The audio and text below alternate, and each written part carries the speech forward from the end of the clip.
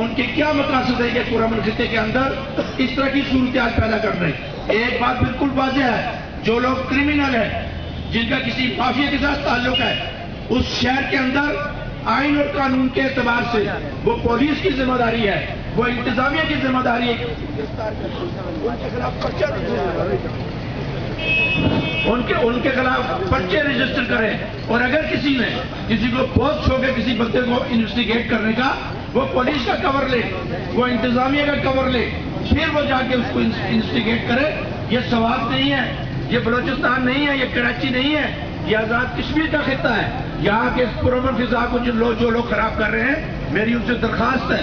میں ان کو یہ کہوں گا کہ اس معاملے کو آپ ٹھیک کریں، اور جو لوگ بے گناہ ہیں ان کو فوری طور پر رہا کیا جائے۔ اور اگر ان کے خلاف کوئی ایلیگیشن ہے، یہ کوئی تک نہیں بنتی، یہ کون سا قانون اور ضابطہ اور قاعدہ ہے کہ آپ نوجوانوں کو 18 سال 19 سال کے